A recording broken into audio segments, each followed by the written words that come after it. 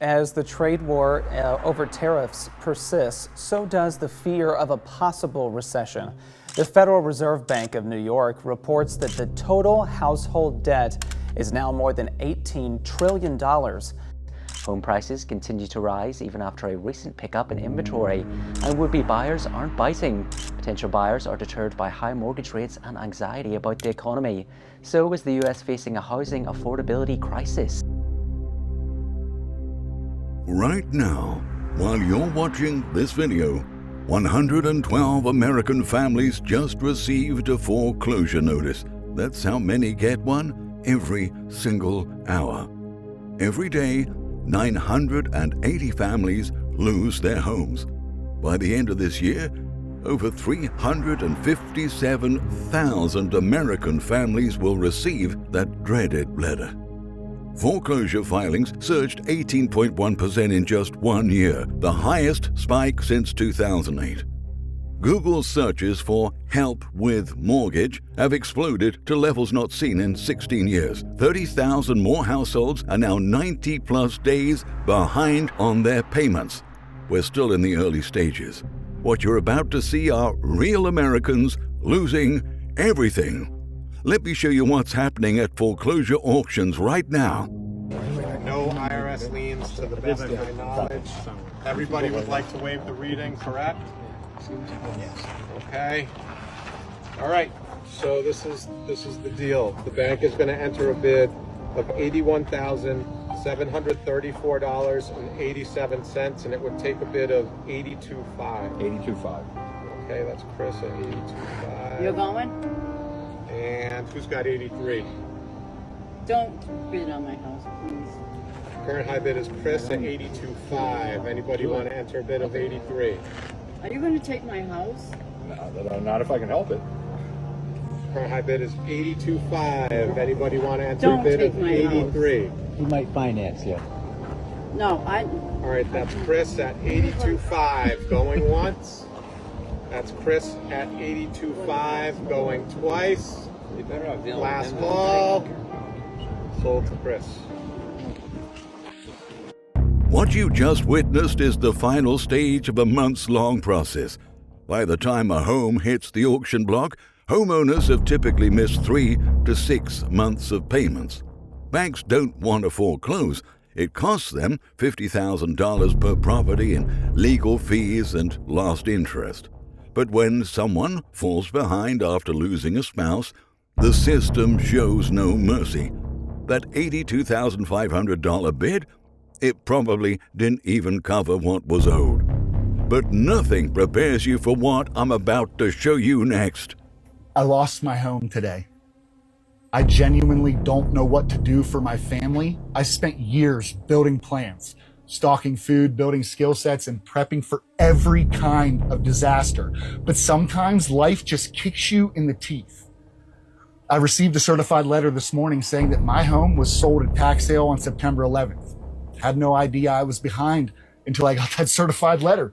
And based on what the lawyer told me, we can't afford to get it back. My family's facing the very nightmare that I tell you guys to prepare for every day. I wanted you to hear this because preparing isn't just storing food, bug out bags, or gear. It's about resilience when everything falls apart, especially in your own life. I'm not telling you this because I want your sympathy. I'm telling you this because real survival is raw, ugly, and real. No one is untouchable. If you think it can't happen to you, you really need to think again. If you're not prepared, one bad break could change your life overnight. Even the most prepared can fall. What matters is how we pick ourselves back up, but I'm pretty sure this one's gonna take me a while to get back. Never occurred to me when I bought this van that a year later I'd end up living in it. Here's what most people don't understand. Tax sales are more brutal than bank foreclosures. When you miss property tax payments, local governments sell your debt to investors who can take your entire property for just a few $1,000s. This man prepared for economic collapse, prepared for pandemics, prepared for disasters, but the threat came from missing a tax bill. Tax sale foreclosures increased 23% in 2024 alone. Now, let me show you what happens when the modern economy collides with an outdated system. Hey TikTok. Starting October 1st, the bank is going to start foreclosure proceedings on my home. I have been unemployed since June, and although I've been doing deliveries, it's not enough to maintain all the bills that I have and my full mortgage. And because I'm unemployed, I'm not able to apply for hardship assistance. And of course, they're not taking partial payments. They're planning to foreclose on my home over $1,600, and they're starting October 1st. So if you could just please watch, like, and share this video. And if you find it in your heart to donate, I would be so grateful. I would really appreciate it. Thank you so much. I was going over my head if I even wanted to make this video, but this was my last and only option, and so I did. But if you could just watch this video and donate if you find it in your heart, I would really appreciate it. I'm usually a person that's slow to take and quick to give, so I just figure I'd come and let y'all know. Thank y'all very much, and I really appreciate you listening. Here's the catch-22 destroying Americans. You need income to qualify for hardship assistance. But if you had income, you wouldn't need it. Unemployed? No forbearance. Gig work? Doesn't count. The system assumes traditional employment. $1,600 to save your home? That's less than 2 months of groceries. But sometimes the threat doesn't come from the bank. It comes from where homeowners never expect. Watch this. My HOA will be putting a lien on my house and then starting the foreclosure process. Story time. I bought a house in May of 2024 and my house is in an HOA. Now, when I bought the house, I didn't know of any issues or any work that needed to be done on the property. Everything was great for the first few months. And then in March of 2025, this year, I was notified that there was going to be work that needed to be done on all of the properties, and my portion was going to cost $23,000. This amount was later reduced to $22,000, and I started reaching out to my HOA, explaining to them like, hey, this must be a mistake because there's no way that I owe this money. I haven't even lived here for a full year. My HOA tells me that I need to reach out to my realtor and the seller, and I do so, and I find out that the seller provided information to my realtor that showed this work was going to be done, and my realtor never forwarded that information to me so that I can make the final decision on if I actually wanted to purchase the property or not. I've tried to work with my HOA so many times, explaining to them that I don't have the money to pay for this. I wouldn't have had the money last year. I wouldn't have had the money the year before that. Like, this is $22,000 out of pocket. And so I reached out to my realtor and I called her out on our mistake, and I've spoken with her boss, and I've been trying to speak to any attorneys with this company, any higher ups, and they basically told me that they will not be cutting a check for this mistake. This money was supposed to be due by April 30th, and I do think that I had an extension till June 1st because I was originally told that the payments would be June 1st, but it is now June 3rd, and I still don't have the money, and I won't have the money, and so I'm pretty sure that they're going to put a lien on my house and then foreclose it, and I'm going to be out of a home because my realtor did not forward me documents stating that this work was going to be done. HOA foreclosures are fastest growing. HOAs have more power than mortgage lenders. They foreclose faster with less regulation. That $22,000 assessment, new owners inherit 100% liability. Some states allow HOA foreclosure for just $1,200 in unpaid dues. Now, here's where it gets disturbing.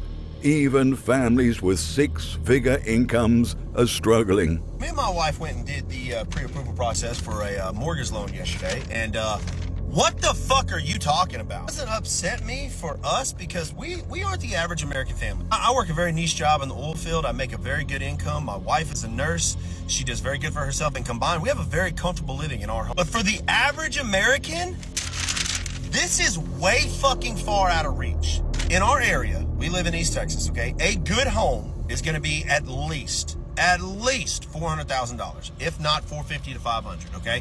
I try to explain this to my mom. She's telling me, oh, y'all just go get you a little $200,000 house.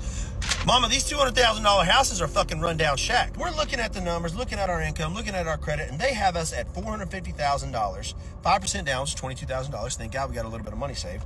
They have our mortgage after PMI, after insurance, after taxes at $4,636 a month.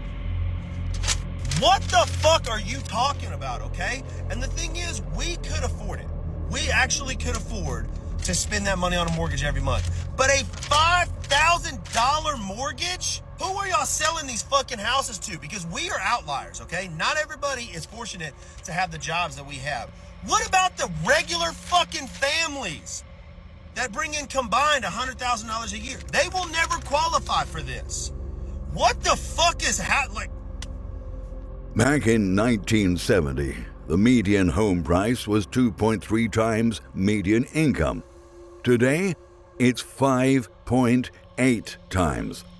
This couple makes $150,000 to $180,000 combined, and they're shocked by $4,636 monthly. That's 35% of gross income. Add taxes, add insurance, add maintenance. It's 45 to 50% going simply to housing.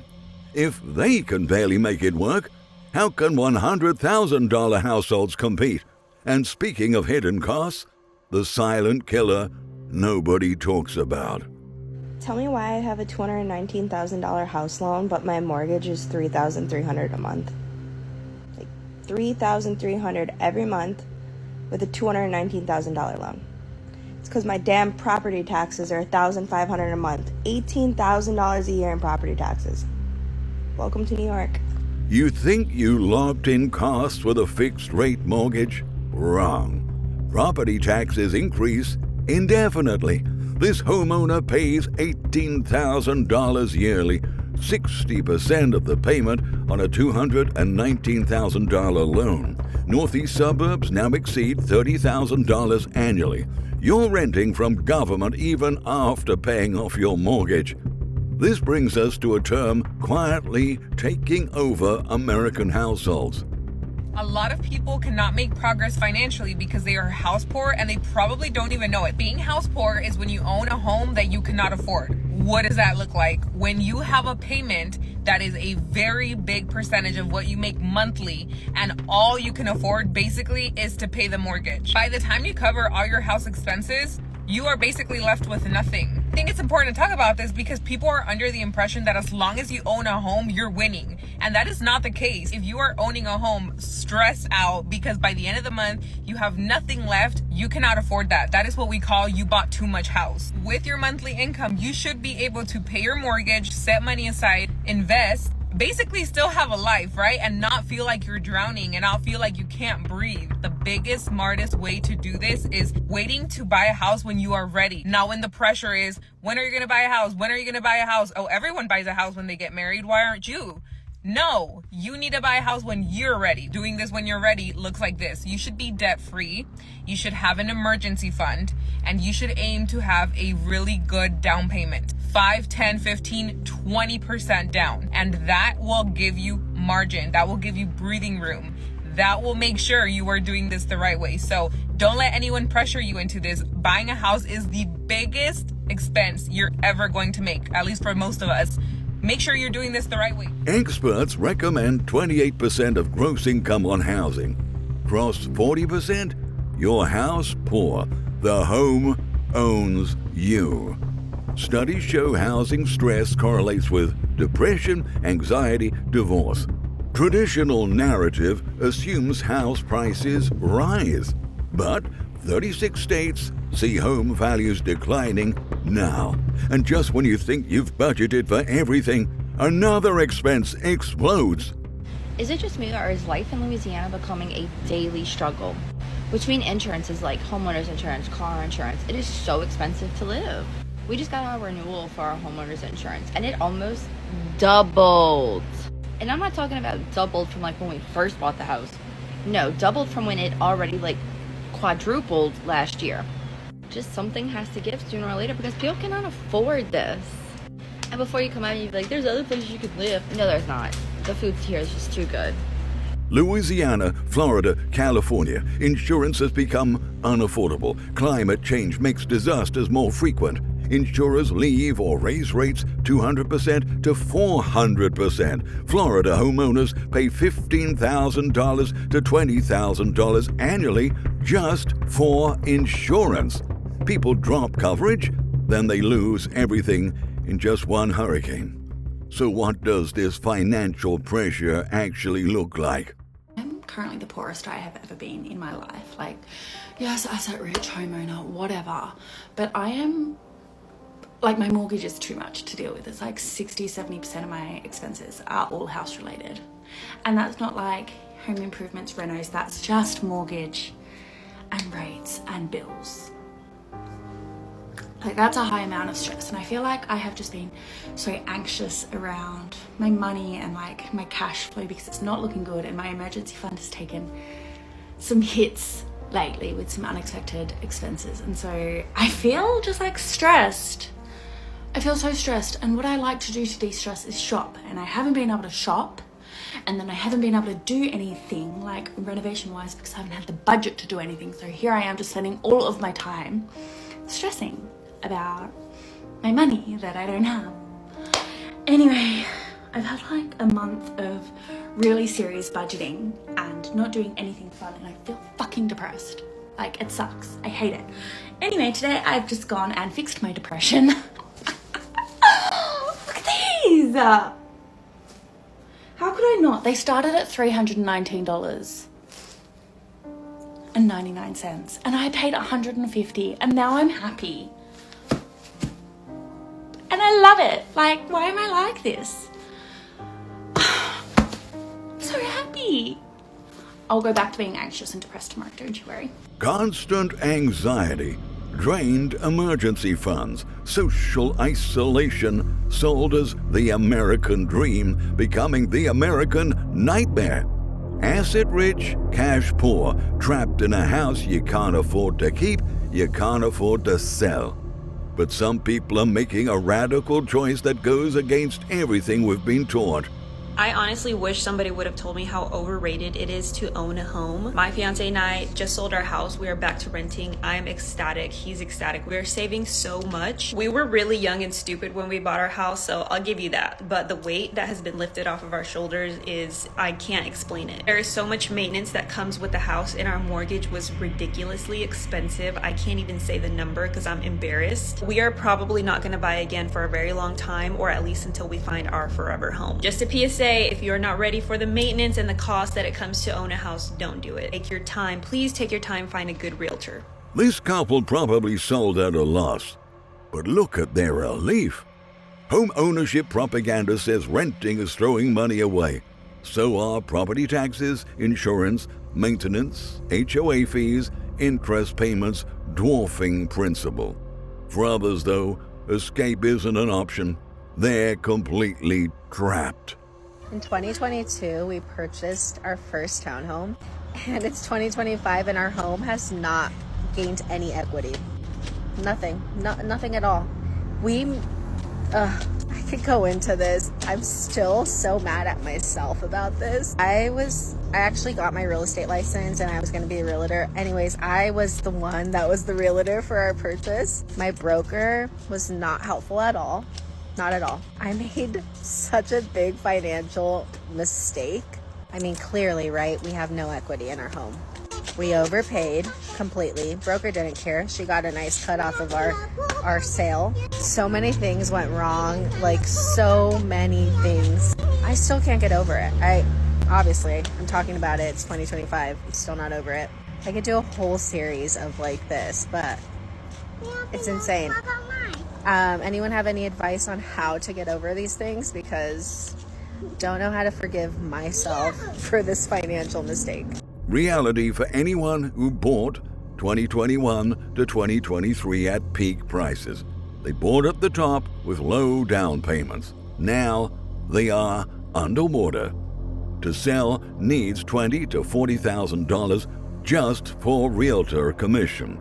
Stuck, can't sell, can't refinance, bleeding money on a depreciating asset. Which brings us to the question tearing American society apart right now. Is being house poor worth it? Is owning a house but not being able to do anything, not being able to afford to go out and experience more life and like make memories worth it? I see so many people on this app that are like, oh, well, I enjoy my mortgage and stuff like that. But do you? Like, you get one life. That's it. We all know that, okay?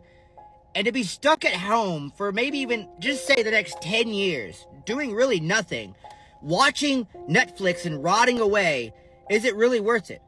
Because you felt the need, because society tells you that, like, if you don't own a house at some point, you're failing in life. You felt the need to follow those footsteps, and now you're stuck at home. I just feel like that's not worth it anymore. Yes, back in the day, you could own a house, you could go on trips, you could have this whole family thing, all this. But y'all that are trying to flex on others saying, oh, well, I own a house. You don't. Yeah, but at least they have the money to rent and leave the house and go and do things. I'm not saying you have to go party every weekend or anything like that, but at least they can go out and see their family, fly somewhere, take vacations. Like, give me your opinions in the comments, please. We've been conditioned. Home ownership equals success. Renting equals failure. That narrative was built when homes cost 2 to 3 times income. That world is dead. The question today isn't whether you should own, it's whether you should sacrifice everything else.